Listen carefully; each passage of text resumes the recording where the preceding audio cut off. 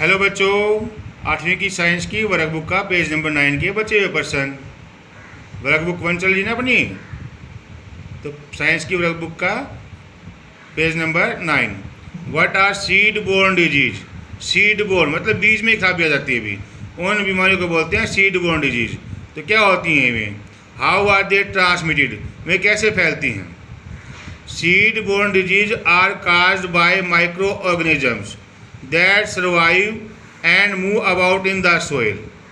तो जीव होते हैं, कुछ जीवाणु होते हैं, सूक्ष्म जीव, जो बीज के साथ लग के धरती में चले जाते हैं भी और बीमारी फैलाते हैं। Most can not be seen by the eye and go undetected until the plants become ill. और इनका तब तक नहीं पता चलता जब तक कि जो पौधे, जो अपनी फसल हो, खराब ना हो जाए भी। जो कई बार नहीं कहते भी फसल बहुत कम हुई, बीज खराब आ गया था, अभी फल ही नहीं आया। अपने मम्मी पापा से जब खेती करते हैं तो पूछा होगा ना आप लोगों ने, कई बार कहते हैं ना फसल कम हुई भी, उसका फसल ज़्यादा हुई भी, बीज बढ़िया आ गया था अभी। तो कई बार बीज खराब आ जाता है अभी। ऐसी एक बीमारी होती है पैथोजन भी, पत्ते खराब आना, फल न आना, या जल्दी सूख जाना, या पत्ता बड़ा नहीं होना पेड़ का।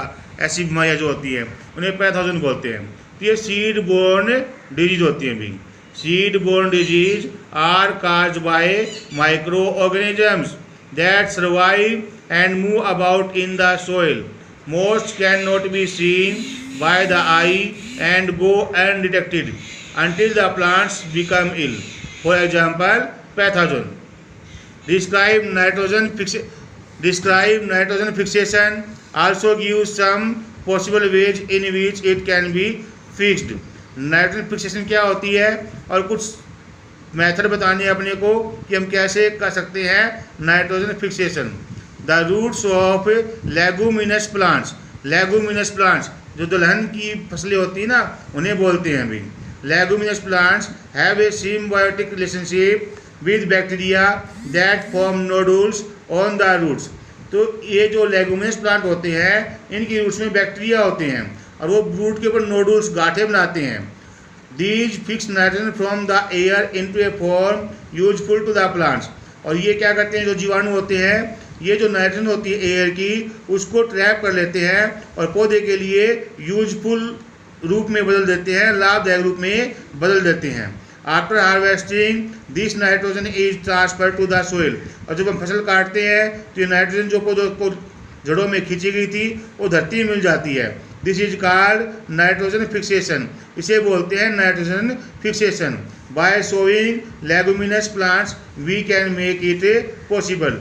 यदि हम लेगुमिनस प्लांट शो करेंगे ना, बोएंगे, जैसे चना है, अरहर है, मूंग है, ये बोएंगे तो धरती में नाइट्रोजन की खाद डालने की जरूरत नहीं रहेगी भी, अपने आप पूर्ति हो जाएगी भी।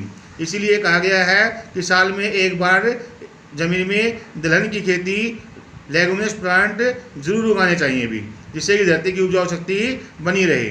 The roots of leguminous plants have a symbiotic relationship with bacteria that form nodules on the roots.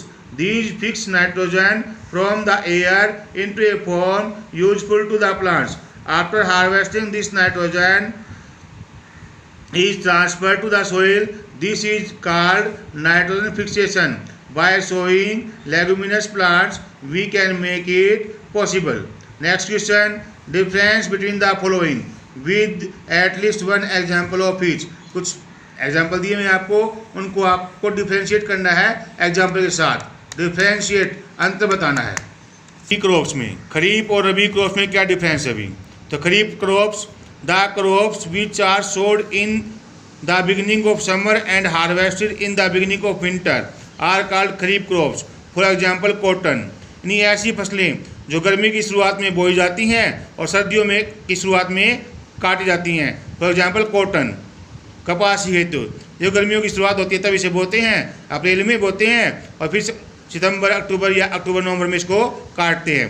जब सर्दियों की शुरुआत होती है तो काटते हैं। तो ऐसी फसलें जो गर्मियों की शुरुआत में बोई जाएं और सर्दियों की शुरुआत में काटी जाएं, उन्हें बोलते हैं खरीफ क्रॉप्स। और rabi crops, the crops which are sowed in the beginning of winter.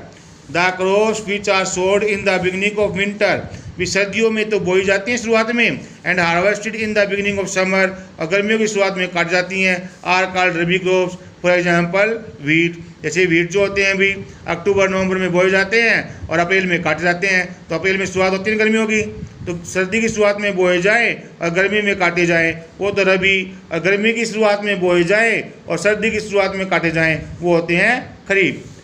Pesticides और वीडिसाइड्स में डिफरेंस करना है अभी कि पेस्टिसाइड और वीडिसाइड में डिफरेंस क्या होता है।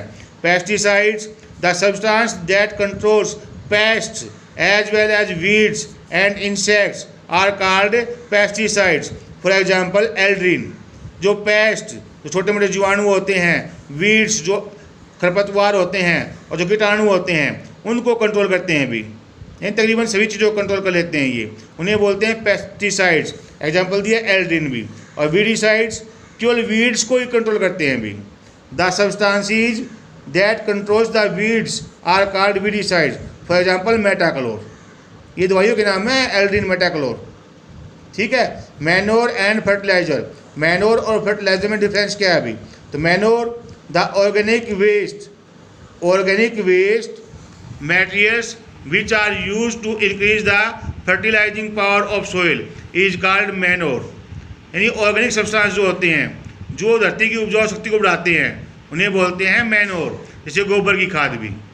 और फर्टिलाइजर्स द केमिकल सब्सटेंसेस, देखो वो तो हैं ऑर्गेनिक, मैनोर क्या है ऑर्गेनिक सब्सटेंस जो जीवों से हमें मिलते हैं भी, और ये केमिकल जो रसायनों के द्वारा बनाए जाते हैं इन्हें बोलते हैं फर्टिलाइजर। इसे बोलते हैं खाद, इसे बोलते हैं उर्वरक। क्या बोलते हैं इसे? उर्वरक, ठीक है, जैसे DAP और वो गोबर की खाद, ये दोनों में डिफरेंस है अभी। तो इसको हमें लर्न करना है और राइट करना है।